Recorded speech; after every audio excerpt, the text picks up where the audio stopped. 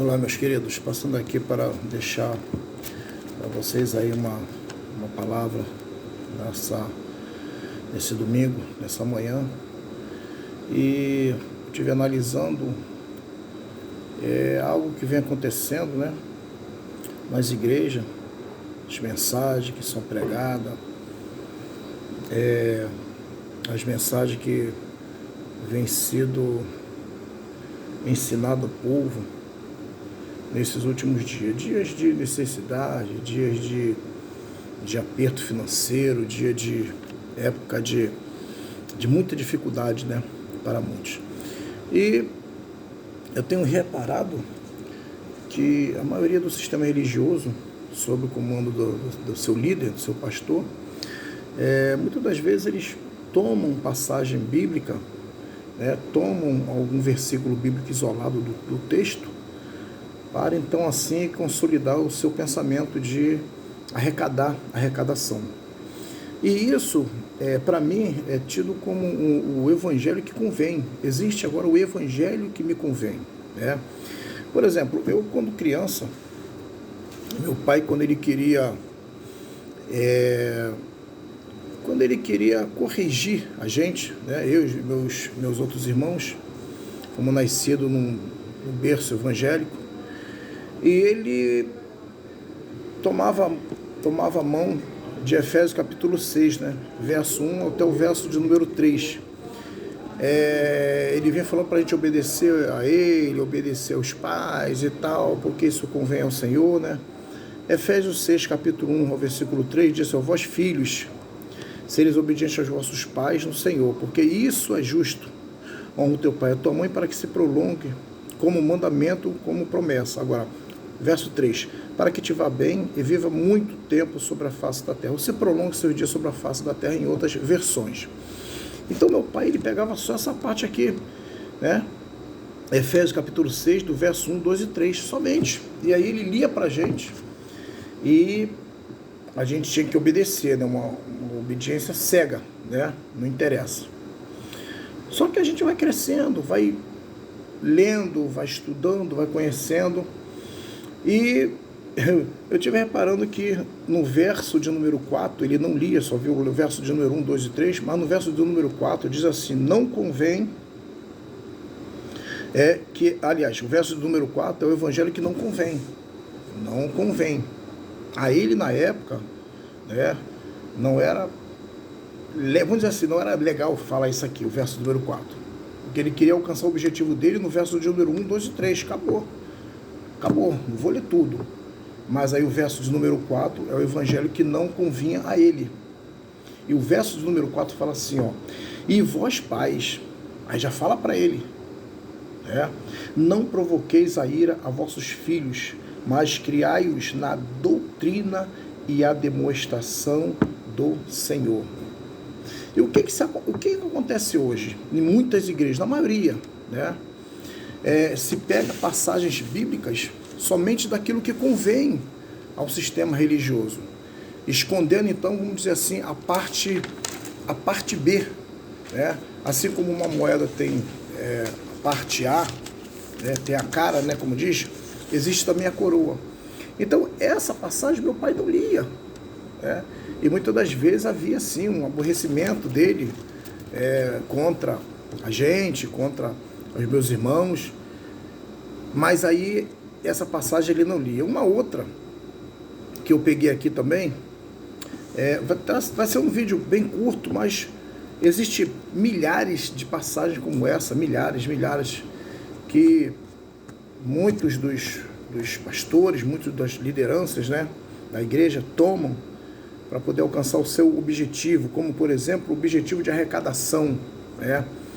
Uma das passagens que se toma muito, né, para arrecadar, e o que convém, né, a liderança a falar, e eles falam sem continuar o texto, né? Ele só fala só um versículo, mas não termina o texto. Por exemplo, você pega aqui lá em 2 Coríntios capítulo 9, do verso 6 ao verso 8, diz assim, olha só, verso 6 ao verso 8. O camarada quer arrecadar. Então ele fala assim, irmão, vamos abrir a nossa Bíblia. 2 Coríntios capítulo 9, a partir do verso de número 6, tá? Só que ele ia até o 8, não continua. E depois ele vai dar a sua própria hermenêutica, a sua própria interpretação. E aí o povo não continua lendo, acaba acreditando. Por exemplo, aqui está aqui, ó, 2 Coríntios 9, 6 diz assim, ó, o que semeia pouco, pouco ceifarás. Já fala semente, já fala semente. Semente para eles, né? O que semeia muito, muito ceifarás. Tá aí, irmão, o que semeia muito, muito ceifarás. Agora, o dinheiro hoje, dízimo, oferta, já não é mais dízimo nem oferta, é semente. A botaram já com o nome de semente. Por quê? De semente dá a entender qualquer ser racional, sabe que se plantar uma semente, ela vai germinar, vai formar uma árvore e dali ela vai ter frutos, enfim, a pessoa vai ter o fruto daquilo ali que plantou, tá? Então, já vão usar a palavra semente, exatamente para ter uma ideia de barganha, você dá e Deus vai te dar o dobro, tá? Então, veja bem. Aí, verso de número 4, diz assim, ó, cada um contribui segundo propôs seu coração, não com tristeza ou por necessidade, porque Deus ama o que dá com alegria. Vamos lá. Aí ele vem até o verso de número 8, diz assim, e Deus é poderoso para fazer abundar em vós toda graça, a fim de que, tendo sempre em tudo, toda a suficiência, abundeis em toda boa obra. Até aqui, meus irmãos, aí ele fala assim, até aqui, meus irmãos, até o versículo de número 8.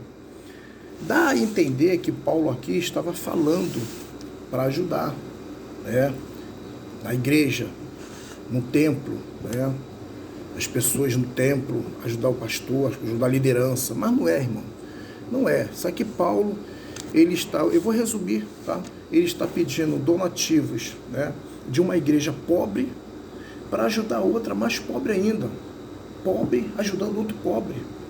Aí você para aqui, ó, no verso de número 8, mas eles não leu o verso de número 9 em diante. O que que diz o verso de número 9 em diante? Olha só, 9, conforme está escrito, espalhou, deu aos pobres, tá? Espalhou, deu aos pobres, a sua justiça permanece para sempre. Então é donativo para os pobres, não é para um sistema. Ora, verso número 10, veja bem, verso número 10, ora, tá, ora, aquele que dá semente ao que semeia e pão para comer, também multiplicará a vossa sementeira e aumentará os frutos da vossa justiça. Verso de número 11, para que em tudo enriqueçais para toda a beneficência, a qual faz que por nós se dê graça. Verso de número 12, porque a administração deste serviço de arrecadação para ajudar o pobre não só supre as necessidades dos santos, não supre só a necessidade dos santos, mas também abunda em muitas graças que se dão a Deus. Parece que daqui é que surgiu aquele dizer que quem dá ao pobre empresta a Deus, né? Mais ou menos isso que as pessoas falam. Então, tá dando para se ver perfeitamente aqui, principalmente aqui no verso de número 9, né? Conforme o que está escrito, espalhou, deu aos pobres. Então, Paulo pede aqui donativo para ajudar os pobres de outra região.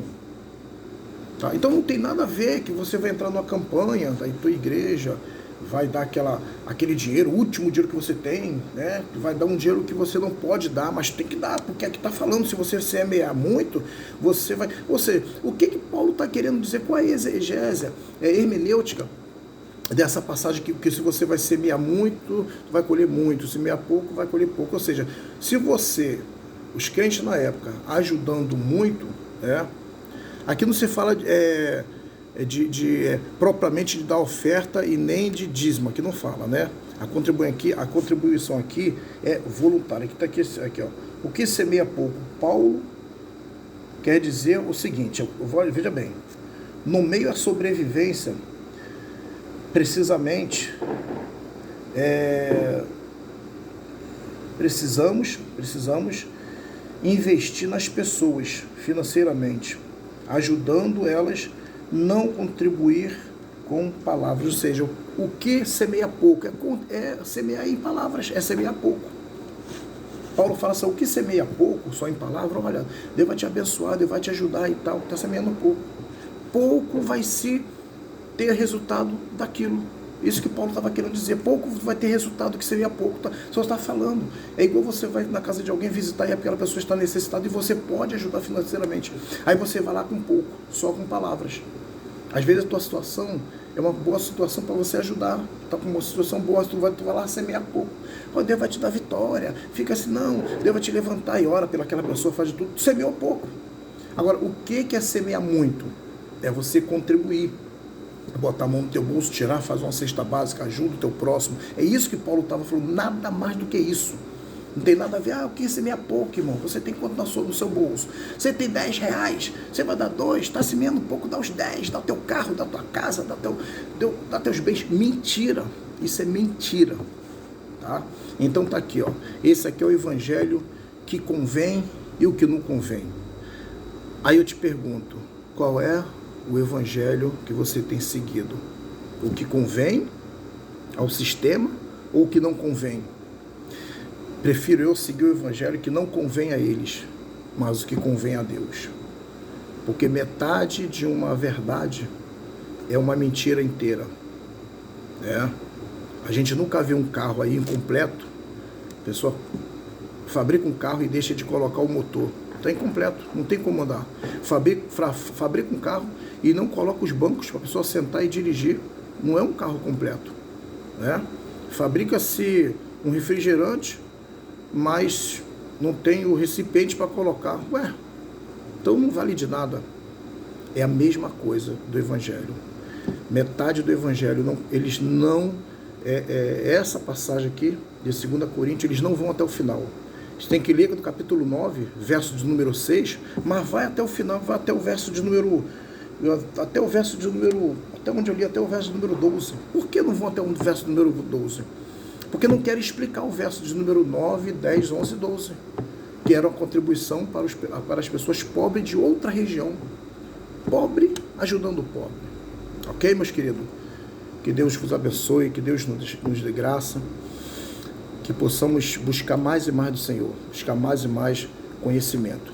Costumo sempre dizer que sabedoria Ele nos dá, o Eterno de Israel, mas o conhecimento não. O conhecimento é passado de homem para homem, de pessoa para pessoa, ok? Você que está assistindo esse vídeo, que frequenta a igreja, você pode falar para mim, mas irmão, como é que a igreja vai sobreviver? Como é que o pastor vai sobreviver? Como é que vai pagar a conta de luz, conta de água, conta... Meu querido, deixa eu te falar. Jesus Cristo, ele era andarilho. Ele andava, ele não parava. E ele não falou, ide, ficar entre quatro paredes. Ele falou, ide, fazer discípulo. O que o discípulo faz? Faz outro discípulo. Para fazer outro discípulo, temos que andar, temos que falar do amor de Deus. E outra coisa, quantos cultos tem por mês na sua igreja? Quase todo dia? Quantas contas de luz chega por mês na sua igreja? Todo dia chega uma? Quantas contas de água? Quantas contas de telefone? A igreja, ela é isenta de muitos impostos. Então temos que ajudar. Aquela viúva deu o último que ela tinha. Como é que se explica isso? Aquela viúva deu o último que ela tinha. Sabe por causa que ela deu o último que ela tinha? Porque ela sabia que aquilo ali seria um donativo para ajudar o mais pobre, o mais necessitado. E a Bíblia diz que Deus, que Jesus, ele não criticou ela por ter dado aquilo. Muito pelo contrário, ela foi elogiada. Mas hoje em dia, infelizmente, não é desse jeito. Tem muitos crentes que fazem parte do sistema religioso, está morando na beira de valão, passando necessidade, né? Tem cristão aí que dá dízimo aí há 50 anos, quando precisa, as portas do celeiro, lá está fechada, né? Está fechada a porta do celeiro, que eles falam que a porta do celeiro hoje é a igreja, né? Aí Malaquias 3:10, né? Levar o dízimo à casa do tesouro. A casa do tesouro está fechada hoje, mas só abre para o sistema, mas para o necessitado, para as viúvas, os órfãos, não abre.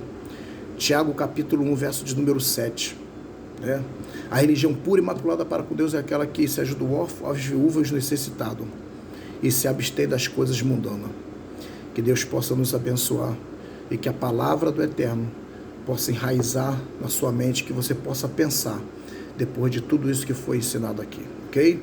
Que Deus vos abençoe, em nome de Jesus.